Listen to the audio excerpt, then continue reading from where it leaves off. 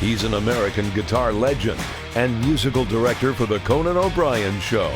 Hear untold stories from Jimmy and his musical guests. They will talk music, its influence, culture, and future on The Green Room with Jimmy Vivino, with special guest David Fishof.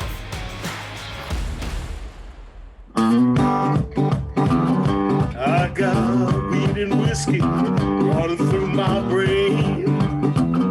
Yeah, weed and whiskey all running through my brain. I got a real good woman, but she's about to drive me insane.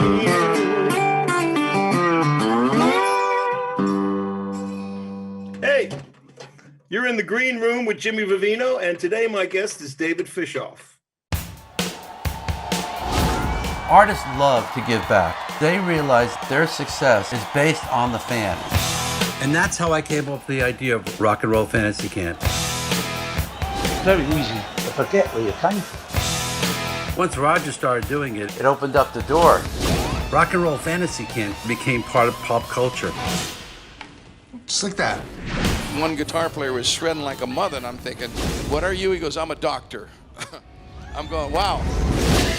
A lot of really good players come through. If this band were a real band, it would be the weirdest band ever, but cool. I want every rock star to do what inspires them. I had to experience it. If Bob Dylan and Gene Simmons and Jimi Hendrix auditioned for The Voice, do you think we'd make it? Oh, it's about time. You think we'd make it? I can't think of a more fun thing to do. I mean, it's better than stamp collecting.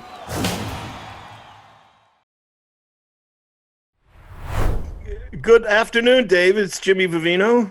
You look like my rabbi with that beard. Here's what happened. I look. You know what though? I look like that, but this is my testament to the amount of time that I've been in my room. I got you. Either that or ZZ Top. Well, I'm chasing Billy. We're good friends. I know you are too with Billy, and he's done stuff with you. Pleasure to meet you. After we may have met in the past, you know.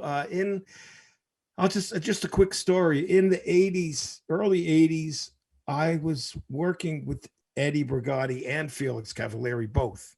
Wow. Separate camps. Okay. Okay. Yeah. And I would say, so what's going on? And Eddie would say, David Fishof, you know this guy David Fishof, he's trying to get us together. He's getting really close. But me and Felix are still crossing swords. And then when David Brigati would get involved, then that was it. The waters were muddied with negativity, you know, and I love him, but no, I got all four of them to sign a contract, and they each took the $2,500 deposit, and I still have the contract. And then what happened was years later, Steven Van Zandt, he put them together, and I said to him, listen, here's the contract, but I don't want anything from it. Just God bless you. I love those guys. We love their music. Yeah. Go make it happen. And now I hear they're in a lawsuit. They are, and unfortunately, and I have to say this, you really worked your magic on making that happen, because you know Gene and Dino were always ready to do something, and Felix was working anyway, and Eddie was being Eddie. He's living in a tent in the backyard, whatever he was doing. You know, Eddie is you know, one of those people like Laura Nero, who I worked with, who is just not quite of this world. You know, they're geniuses in a different way. But you came very close to it happening, and that was the prime time for it to happen. And you know about timing. It was past them by the time Steve got it together. I know, and it's really sad because when the irony was, I went to see the show, and I decided by that time, you know, I took my daughter and her husband. I said, "Hey, you want to go see the Rascals?" And they were playing the Greek Theater. Yeah, and they were excited, and you know, they let's go. And we show up there, and then we're in the lobby, and we're ready to go backstage, say hello to the guys before the show. You know, you always got to do it before the show, right? Yeah. Oh, there's a video playing of the Rascals music. And my daughter turns to me and says, Dad, these aren't the Rascals. She thought she was going to see the Rascal Flats. Oh, wow. Wow. Isn't that crazy? It's crazy. And they were no longer the Young Rascals, that's for sure. Right, to the Rascal Flatts. So she said, I said, well, don't you want to come backstage and meet the guy? No, Dad, we're going home. Wow. They went home. We might have crossed paths because I spent the whole show on the side of the stage watching that night because I went 4 times. So I'm very close. I'm like family with them. And if I was working with Eddie, I was singing Felix's songs. If I was working with Felix, I was singing Eddie's songs. And I was so wanted to be involved. And they were ready to have me and a couple other guys in there. Yes. And there to kind of like, be school monitors. So they wouldn't. I have the utmost respect for Felix. To me he's when I started doing my master classes this year, he's the first guy I called. I wanted to hear him tell stories and hear his history. And I'll tell you a great story about him. We've known each other for so many years. His mom was a bookkeeper and she was a bookkeeper to a football player family in Connecticut. And he called me up one day and he says, hey, David, my mom wants to introduce you to a player named George Radishofsky, plays for Boston College, to be his agent. And he got me a client. So, I always thought Felix was just a very, very special person. If I go to Nashville, I got to have lunch with him. Oh, yeah. He finds the good Italian places. He takes it to the Tuscan joint, and I have to say that Felix and John Sebastian, 2 of my dearest friends, they hooked me up with Laura Nero. Right, who lived in Danbury, and Felix did too at the time. I believe Felix was in Connecticut at the time, and her mother was a bookkeeper also, which is weird. And Felix, when I first got together with Felix in a basement in Connecticut, he had some kind of a crappy synthesizer. I said, "Where's the B3?" Right, the B3. It's like Jimi Hendrix not playing a Stratocaster, you not being behind a B3. So he said, hey, it's at my father's. It's in my father's in Pelham, So I said, really? Let's go get it.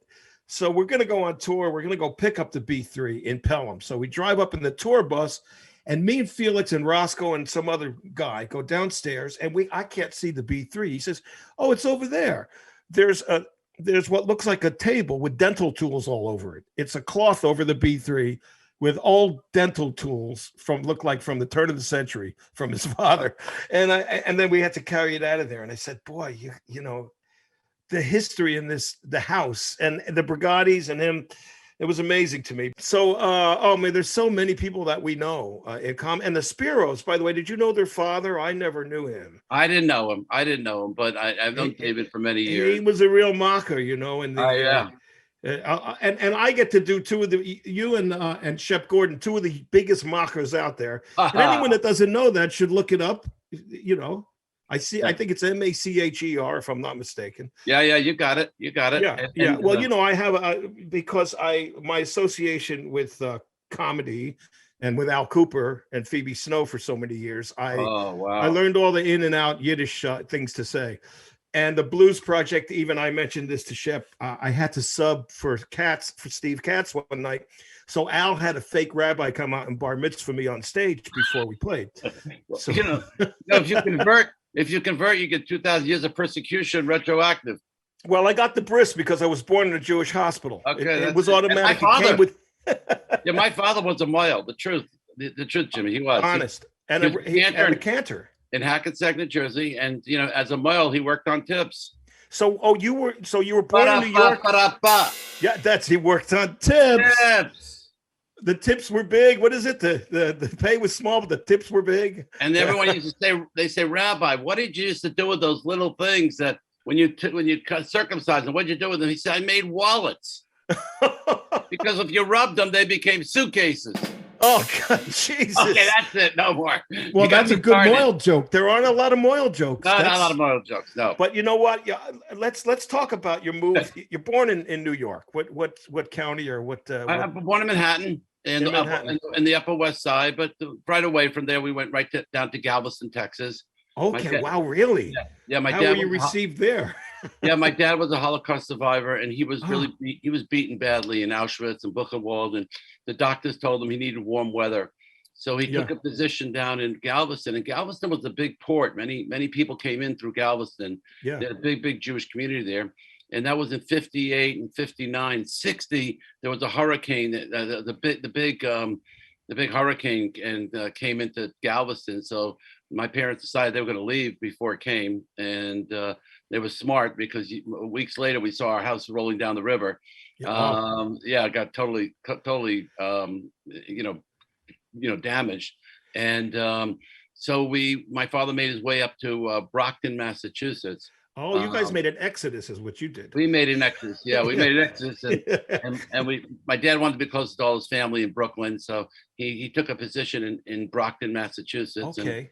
And from there, we lived for about 6-7 years, and then he eventually made his way to Hackensack, New Jersey, because my parents felt that it was important for my brother and I to be near the city and have more of an opportunity. Yeah. And back then there wasn't this internet, so. No, and you know what's funny? You went to New Jersey, where Teaneck, of course, is an Orthodox city. And I'm Hackensack, right? Yeah. And I was in Hackensack, yeah. Because I would go to Teaneck to bank on Sundays. Yeah, that really. And eventually I moved to Teaneck for a year, yeah. And you know who lived in Teaneck? Elston Howard. That's right. The great catcher. You know who lived in my town? Jim Boughton in Ridgewood, New Jersey. Oh, I knew Jim very well. And some other guys lived in Jersey. Let's boy, there's so much to talk about. I want to just make a little bit of a journey with you. You actually finished high school in Hackensack? No, my parents wouldn't let me go to Hackensack High. I really wanted to go. I wanted to play football, but they made me go to the yeshiva. Oh, the yeshiva. I understand. Yeah, and I couldn't play ball because you wanted an education, not just football. Yeah. So they made. I went to the yeshiva, and I did that up to 12th grade, and then I decided to go. Then I went to Bernard Baruch, and I lasted a half a season until I met Elliot Maddox. I was writing a column for the Jewish Press, and I went to interview Ron Bloomberg, and Ron Bloomberg introduced me to Elliot Maddox, and that's when I started representing professional athletes. I have a friend, Shlomo Lipitz, who pitched for the Israeli team under Ron's tutelage. Yeah. You may know him. He runs the City Wineries in New York. I heard about him. I followed that. I definitely followed that. He's the tallest Jewish man I ever saw in my life. But it's amazing. I reconnected with Ron after all these years, and it's just amazing. Well, my brother and I are very huge baseball fans, and of course, in the time when you were working there, I just got off the phone with my pal Marty Appel, who says hello. So he gave me Marty Appel gave me my. I wouldn't be here today if it wasn't for Marty Appel. How's that? I'm 20 years old. I love that guy. Yeah. I'm writing for the Jewish Press. I call him up and I say, "Can I come into the locker room? Can I interview Ron Bloomberg?" And he sets it up. And from there, that's how I met Bloomberg. And then from there, I got to meet Elliot Maddox, and that's how I started Elliot Maddox. Enterprise was representing him, and then Lou Piniella. Elliot, does all this come just because of what we have now? Sure. Everybody's life wicked. Does all this come after your Catskills experience? Yes. Was that your summer job? It was. It was simultaneously. Really, I started in the Catskills as a waiter, and my brother had a band, and my brother Joey was a drummer, and he had a Jewish rock band. And I always wanted to be in the band, Jimmy. Because that's how you guys got chicks. Well, yeah.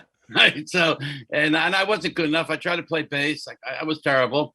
And my dad said, "Why don't you book the band and, be an agent? You can book 6 bands a night." And that's how I started, really, booking acts in the Catskills at Grossinger's and Concord and all those different hotels. Well, I worked all those Neville Browns, all those places, coming up. And that's, in fact, where I believe it was a lounge in the Catskills where Joey D found Felix playing. That's what I heard. Yeah, that's what I heard. And also in town, I think he played at the Metropole. Him and Dino had a duo at the Metropole, and they used to play for strippers, Yeah, Jimmy, nothing was like the Catskills. You can't even explain it. Yeah. Did you ever meet my brother Floyd? I don't know if you know my brother, Uncle Floyd Vivino. Oh, sure. I knew Uncle Floyd. I knew the comic. That's my brother. And he worked all those joints, and he worked also as in Ann Corio's burlesque, and they would show up at those places too and do a burlesque show.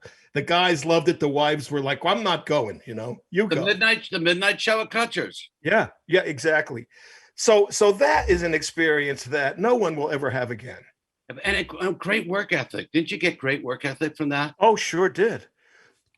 The watch, you guys, your break is done, you know, and you'd play. People were dancing, and you learn to entertain. That's the thing that's missing now. Right. You learn to entertain. I used to work with this old guy, Yank Rachel. He was a mandolin player up in Chicago. He played with Sleepy John Estes and all those guys. And he used to say to me when he was in his 90s, Jimmy, don't forget, we're not musicians, we're entertainers. And that takes me to Meatloaf. That when Meatloaf did my movie, and it's in the movie. Yeah. He gave an hour to each band on how to entertain. And I'll always remember, he said, I can't stand those artists who give their ass to the audience. Yeah. You got to look at that person in the last row of the stadium and the arena and the theater and look at him and entertain. And there's no better, and he's an amazing entertainer. And the greatest entertainers have a way of, no matter where you are sitting in the audience, you feel like they're playing to you. Right. And that's a talent that gets developed by going through that hell of the Catskills or whatever, or the Chitlin Circuit, the same thing. You're dealing with people that are maybe they had their weed and whiskey, as we say, or whatever. Or you could have a couple that just had a big fight sitting right in front of you, trying to make them laugh. So from there, you started getting into showbiz with your brother, really. Well, like I did with my brothers. Right. Yeah. As far as being a booking agent. Yeah. No. Yeah. It didn't work with me and my brother, and but you had cards, right? We had business cards. Oh yeah. First thing. That's so right. then the baseball, is it baseball or sports in general? I started with baseball, stayed with Elliot Maddox, and then I met Lou Piniella, and then God, Lou was amazing, and he just taught me how to win. And he really embraced me. I was 21 years old at the time. And I go to him, I said, "Do you have an agent?" He says, "No." And, the Yankees were doing great then. And so I said, "Well, can I represent you? I'll go out and get you commercials." And I would just get on the phone and I'd go to the New York Post and I see Joe Torre for Bonds Clothes. So I said, "I'm going to call the guy at Bonds Clothes." Then I saw a bank. And I said, "I'm going to call." And everyone I kept calling, I kept hitting, "Lou Piniella will endorse my product. I get Lou Piniella. And I just started getting him endorsements. And from that, I started getting more, confident. I picked up the phone and got him a Sassoon jeans commercial. And then we went to California to shoot it. He introduced me to Freddie Dreyer, who was looking to get into show business and wanted an agent. And I took him on. And then he introduced me to Vince Ferragamo and Hacksaw Reynolds. And then I started picking up all those clients. You're getting a stable. I'm getting a stable. And none of them really had agents back then. And then Phil Simms, in his rookie season, I called him to an appearance, and he had just been ripped off by his agent. And he said that, and he came into my office one day. He said, "Would you represent me?" And I said, "Of course." And he was just a rookie quarterback. And in our business, if you did great for, you do great for them, they share locker rooms together. So I picked up 8 of the New York Giants through Phil, and I had his whole offensive line and McConkey and Burton, and my business just started getting bigger and bigger. So how were your seats? So it's crazy. I was so busy. I really didn't get to many games. And I was really, the irony is that my son at the time is really a drummer, and he wasn't really a sports fan. So it was hard to go to games myself. Now I have a 16-year-old son whose birthday is today, and he'll go to the opening of a chicken fight in Alaska. Yeah. He'll go to anything sports, 3-on-3. Oh, let's go, Let's go. Yeah. Oh, yeah. Yeah. 3-on-3 NBA, So we go. We do a lot of sports, and baseball being my, so many musicians. I know that in speaking to Bruce, he and we don't have to qualify who Bruce is to anybody, but in speaking to Bruce, he wanted to be a second baseman. Sure. He loved, or infielder, he loved baseball. Yeah, how about every athlete wishes they could be you? You know, They want, Paul O'Neill, get off the drums, please. Right. Except one that I will say, and he's such a sweetheart, that he asked for my autograph, was Bernie Williams. Wow. That he's so he said, would you sign my guitar strap? I said, well, if you sign this baseball. Right, exactly. And I wrote, Bernie, you're a much better guitar player than I am a center fielder. That's funny. And we're still friends. And he can play. He's been able to really make a business out of it. I give him a lot of credit. He can play, but he is really good. And people know now that he's a guitar player. Some kids don't even know he was a Yankee. They don't know. Right. The history to guys like us was everything. It's the reason we did things. Now, today it means nothing. And it shows, I think, in the state of the world. And we don't want to get too deep into that. So baseball fantasy camp, of course, was a great thing. Well, it really wasn't a fantasy camp. It was just a camp where I decided to create a camp with Lou. And we got Reggie, Bucky, Ron Guidry, and Lou. Yeah. And it was a day camp at Paramus, New Jersey. And I put an ad in the Bergen Record. And I said, Lou Piniella baseball camp, send in $50 deposit. And I get 250 kids send in $50 each. I called Lou. I said, Lou, I sold this thing out. And he says, well, what are we going to do it, Slugger? I said, I'll go find the fields. And I call him back and Lou, I got 2 baseball fields in Paramus, New Jersey. He says, you got to find 10 of them. We need 10 baseball fields. I didn't know. Oh. I sold it before I even knew I had a location. Well, I found a bunch of fields and we did these camps, and every day, we had Reggie, Ron Guidry, but George got upset. George got upset at us because, he calls me up one day. He says, you can't be taking the players to do things during the day. They gotta be, ready to play at night. 2 years later, he opens up New York Yankee day camp. You see, you out-ideaed him. He exactly. Did that exactly. So funny about you say, in that area, because I grew up in Ridgewood and Glen Rock and Patterson, in that area. And in Patterson, there was a field that had lights, a softball field. Wow. And I would see the House of David come in. Did you ever see them play? The House of David softball team? The Jewish team, they had big beards like this, but they were black. Wow. They played with 4 guys against 9.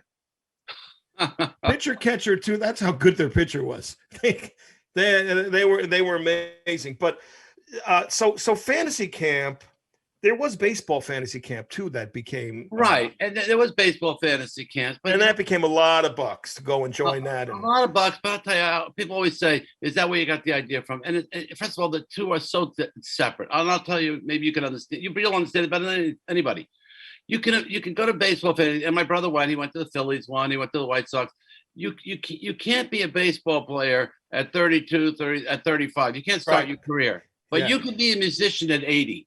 Yeah, that's true. And so the one thing, you can come to my camp and you'll get motivated to write a song. You'll join a band. You'll start playing music.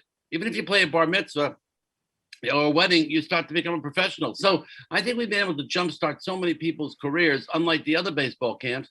But the biggest thing that, as we're talking these fantasy camps, is the fear factor. And I cannot tell you the fear factor that comes into my camp. So I advertise Jeff Beck, and I'm not coming to jam with Jeff Beck. They're scared to come. And that's been the biggest problem. That's why I made the movie. Well, people will also, some people, even if they have limited ability, will pay to meet that person. Right, but exactly. But people are scared to come to rock camp, and I'll tell you why. You're selling hope, though, too. No, I don't want to sell that. I never sell that. I never sell that. It's the last thing I want to sell. Well, maybe you're not selling hope, but people come in with some hope or aspiration to improve. Maybe they do, but I never want to sell that. But here's the issue: my wife signs me up to come to camp, puts me in a band with 5 other people I've never met before, and I'm afraid. I'm scared to suck. And I might not be as good as, and I'm a type A guy. So I'm really good at being successful. I'm a type A woman. So the biggest problem we have at camp has been the fear factor that people are scared to come. Now, once they come, they go through the most life-changing experience. It's just getting them over that fear to come jam, because you tell people, hey, you're going to jam with a Jimmy Vivino. They say, oh, I'm not good enough, and they don't realize that you just want to help these people, and that Roger Dolce just wanted to help them to elevate their game, and that by playing with someone better than you, you become better. And let me tell you something, as someone on the other end of that. Yeah, I always take something away. I always learn something I wouldn't have done in all the years I've been playing and performing and singing, or whatever, writing. Somebody, that's the thing about music. Somebody is gonna do something that's gonna you open your eyes about it, not knowing. So it is a sharing thing. Right, it's a sharing thing, and you really learn, and it's amazing the growth you can make by crossing over that line. But people are scared. That really is scared. But we'll go back to that. You have so many. I mean, it wasn't like. I mean, you have Roger Daltrey, Slash. Right. It's amazing. Slash is a good friend of mine out here. We got to be good friends. We met at Les Paul's Iridium gig, birthday party. Wow. And Slash was backstage, and Les says to me, because I know Les forever, right? He lived in Mawa, up there near me. Hey, Jimmy, there's this kid backstage, and he's gonna come up, and I don't know what the hell you guys are gonna do. Why don't you go talk to him? So I see him, Saul Hudson, sitting back there, and what are we gonna do, man? I'm like, hey, man, let's just play blues. We go out and we play, and we're friends for life after that, because Les, he was one of the most incredible people. I'm sure you knew Les. I got to meet him. I went a few nights to sit in that little room, and it was unbelievable what talent was on that stage. How much vaudeville though in his act. It was amazing. It was amazing. Yeah. Well, when he got Nikki Perotti to play bass for him from Australia, she was beautiful and she played the bass. So Les probably went home, took out his trunk of Mary Ford jokes that was locked up for years, and he started. One night he says, he turns to her and he said, "You make me feel like a flagpole on a condemned building." And I said, "Oh boy, that would not go over today." But I mean, he was an old timer. He and a performer, and that was part of it. So the fantasy camp is after Ringo. We'll go before it. Okay, so then I start the Happy Together tours. I'm doing the Happy Together. I'm with the ball players, and then I get a call from the association, a guy representing the association, and he says to me, "Are you interested in representing the association?" I said, "The association of what?" I had never heard of the association. I never heard of them. It was because I was into the sports, and here I'm representing Phil Simms and Vince Ferragamo. I got 35 ball players. As a matter of fact, I got a call yesterday from Mo Layton. He was a client of mine, played for the Knicks, and I hadn't heard. He saw me on Fox Television, so he tracked me down. But it's so good. I love meeting my old ball players and players I represented, and I still have a great relationship with all of them. And so what happened was that I said to myself, I'm sharing office space with Shep Gordon. Yeah. Gary Kerfus. Do you remember Gary Kerfus? No, I don't know Gary. Gary had the Talking Heads, the B-52s. Oh, okay. And all those kid bands. Right. And we were all in Bert Padell's office. Oh, Bert Padell, the accountant of the, of the accountable. Right. The accountable. Exactly. The late Bert Padell. So I sat in his office. He gave me office space. And you'll appreciate this. He was I met him. I forgot how I met him, but he was a bat boy for the Yankees. Oh, really? Yeah. And his client was Joe DiMaggio. So he had DiMaggio. So he wanted to meet Lou Piniella. He wanted to meet my client. So we got together, and he said to me, "Why don't you move your offices into my office? I have a bunch of managers here." And he had Shep, and he had Ben Vereen was there. Yeah. The guys who represented Meatloaf, Madonna's manager. He had Fosse and Bob Fosse, a whole bunch of Broadway people, heavy Broadway people. So there was an office. Michael Bennett even. So I took an office up there, and I was right across from Gary Kerfus, and I saw Joey Ramone walking in. I saw all these great acts, and everybody had gold records on the wall, and I wanted a gold record. I had all the sports records. We all want what we don't have, right? Yes. And the problem is being a sports agent. All it is show me the money, and the object is to get them paid the most, but you can't get creative. And I love that about show business, that people could get creative. So I decided when someone asked me if I want to take on the association, I flew to California. They started playing me their new songs. And then I said, well, play me the old stuff. And I started hearing Cherish and Windy live. Yeah. And I said, I remember so many, Never My Love. Oh my God. From the dentist's office. I remember all these songs, but they sounded amazing live. My tooth hurts when you guys play. You're right. That's a good one. All of a sudden, I said, you know what? I'll take you guys on. I was very hot with, I had Vince Ferragamo and Freddie Dreyer and Hacksaw Reynolds, and I even had Juan Benitez and Luis Sanchez. Oh man, remember him? I had a lot of Latino players, and so I decided, you know what, I'll take on the association, and I took them on as clients. And I went to William Morris and I said, can you guys book? And they none of them could get me really bookings for them. So then I decided I was going to figure a way to package them. And that's when I came up with the idea of Happy Together tour. I got the Turtles, the Grassroots, and Spanky. What year is that like? Do you remember? 1984. Okay. 1984. Now, before then, it's funny because, I work with Richard Nader a lot, Dick Okay, Fox. so that's what happened. Okay, go ahead. Here's what happened. Yeah. Richard Nader, couldn't think of the name. Richard Nader committed to do a tour with the association for 40 shows. And he couldn't deliver the shows. And the band, they screamed at me they couldn't pay their bills. They were counting on this tour. So that's what forced me. Richard Nader forced me in the business. So I'll do it. And that's when I decided to, package the bands, because Nader, so I had no choice and I had to get them work. So that's when I decided to package the bands, went to William Morris. And at the time, The Big Chill came out, the movie. Yeah. And I had booked like 40 shows. And there were great promoters. You remember the Jules Belkin of the world in Chicago, and in Cleveland, and Arnie Granite, and they both. Oh, sure, they had the Agora in Cleveland, yeah. Right, and I told these bands, now listen, only hit songs. Well, we want to play our new music. They all wanted to get record. I said, no. I'm a big fan of when you go to a show, you got to hear the hits, because the minute that Bob Dylan pulls out that here's a song. All of a sudden you're looking at, or an artist says, this is a new song, my new album. That's when everyone goes take the leak and they go. That's a bathroom song. We know that as a bathroom song. How you call it the bathroom yes. song? We're going to play we might as well just tell people, if you have to go now. Here's the new song. So I said, tell them hits only. And then I had these bands would do 20 minutes, 30 minutes of hits. And that's when I created Happy Together Tour. And the 30, 40 shows turned into 130 shows because it was a package, 4 shows, only hits. And back then I got 1 or 2 great reviews from AP and it started doing well. So I did that in 84, 85. The Turtles was so incredible. They were so entertaining. And Mark and Howard are both friends of mine. And they're great entertainers. Great. And they got all that they were funny before Zappa, but go ahead. Yeah, they were very funny. So then I decided I got Mark Clark's Birds. Yeah. And I got the Grassroots. Remember Robert Brill? Oh, band. Those hits were so incredible. And I forgot the other band I put on it.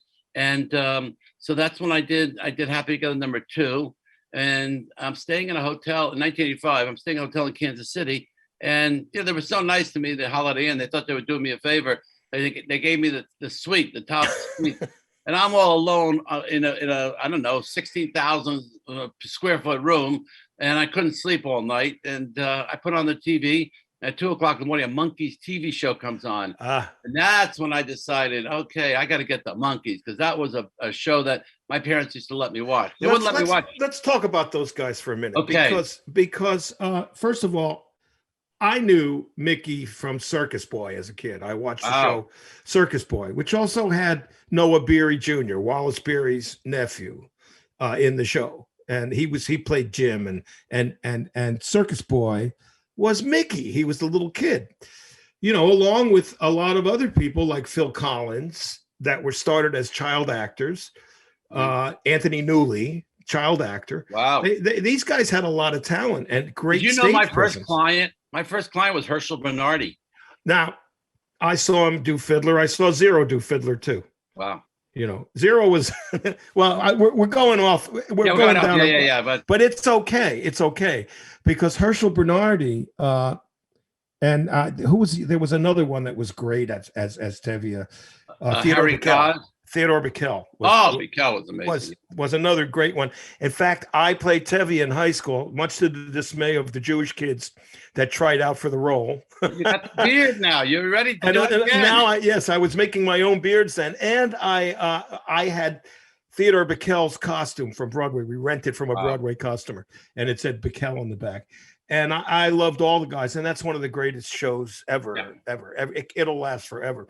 So the Monkees, right? We get back to the Monkees. Go back to the Monkees, yeah. Get back to Mickey and Davy was a child star in England. Also had showbiz experience. Peter was a folk guy that I knew from down in the village. He played banjo. He was on the Upper West Side in the village. He was teaching music lessons. It was guitar lessons. Yeah, so he had those things in Manhattan, where you clip off. You pull the yeah, that's what he was doing. So he knew Sebastian and Zolly and all those guys, and the other guys too from the Blues Magoos. They all played at the Night Owl, and then Mike, his mother invented whiteout, so what, he could do whatever he wanted. Absolutely. That's why I never called him. I think to this day he doesn't like me because I never. But the funny thing about Mike is he probably said no for years and years and years. And then, unfortunately, after Davy passed away. Yeah, I'm not a big fan of that. That hurts. That hurts. I love Davy Jones, so it's really hard. But they were great. They were great. They had the voices. But when you had them, they had the voice. The guys that were the singers. So that's the important thing too. And Mickey is still. I do once in a while. The David Lynch Foundation does a thing. Mickey's part of it. And Mickey's got an amazing voice. So. Yeah. I decided that I'm going to put the Monkees back together, so I got a hold of Peter, and he came to one of my shows. He says, "I love this." He took me. I said, "I'll fly to England. Let's meet Mickey." I met Mickey. I made a deal with Mickey. Then I went down south, and I made a deal with Davy Jones. They weren't talking to each other, so they all had separate deals. And then I found out they didn't own the name. I couldn't use the name, the Monkees. So what happened was that I contacted the president of Columbia Pictures at the time. And, I was, again, representing Vince Ferragamo. He was hot as a pistol out here. And so, a guy took my call and he says, "You got to call a guy in New York. He controls the licensing." So I called the guy up and he says to me, "You'll love this." He says, "Take me to a Yankee game, Fishof. I know you represent Lou Piniella." I said, Sure. That was the first thing. He didn't even give me a yes or no. I said, "Come on, we're going to go. When do we go? Tomorrow night." I call up Lou. And I said, "Lou, do me a favor. I'm bringing a guy from Columbia Pictures, and do you mind giving him a baseball and sign the baseball for him?" He said, "No problem, Slugger." So I bring the guy down to the Yankee game, and we come to batting practice, and we're there, and all of a sudden Reggie Jackson walks over and hands him a ball. Billy Martin comes by and says, hands him a ball, and one guy gives him a glove, another guy gives him a bat. And this is crazy. I said to the PR guy, I said, "Do me a favor, can you get me a garbage bag to put all this stuff in?" And I was like, I couldn't hold it. Yeah. And all these guys are bringing things to me. And so all of a sudden, Lou comes over and says, "I hope you like it. Nice to meet you and enjoy the game." Okay. Now I turned to Bobby Mercer and I said to Bobby, "Bobby, why is everyone coming over to me to give me these, all these things? I really appreciate them." He says, "Well, Lou got up in the locker room in the clubhouse, we call it the clubhouse, an hour ago and said, 'Now listen, my agent Fishof is coming with the president of Columbia Pictures. He wants to make a movie about us.'" God bless Lou. God bless Lou. God bless Lou. He wanted to help me. He wanted to help me. Any chance you get, you will do Lou. I found that out. Any chance I get. Yes, that's the only one I can do. Hey, I should tell my brother, listen to this guy do Lou. Wait till you hear this. I do a little Ringo too, and we'll get there. Let's get there, but let's get through the Monkees thing. I get the monkey name. I go on tour. Unbeknownst to me, MTV decides they're going to air 24 hours of Monkees.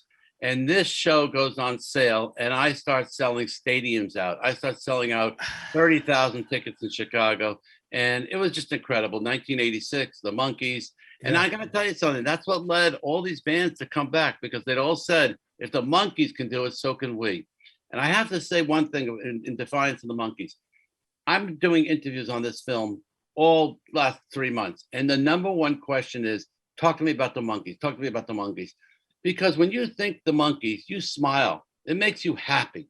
And I think that I'm hoping one day that they'll get into the Rock and Roll Hall of Fame. Well, I wanted to bring that up delicately, because I don't want to piss anybody off. I know that's a delicate thing, but even Kiss got in there. Okay. Right. Exactly. No, I mean, no, because people, why? Because people love Kiss. They adore Kiss. It's they a love religion. Kiss. Guys like Dave, like Satch and Slash, guitar players, Satriani, those guys, they love Kiss. They grew up as kids watching Kiss.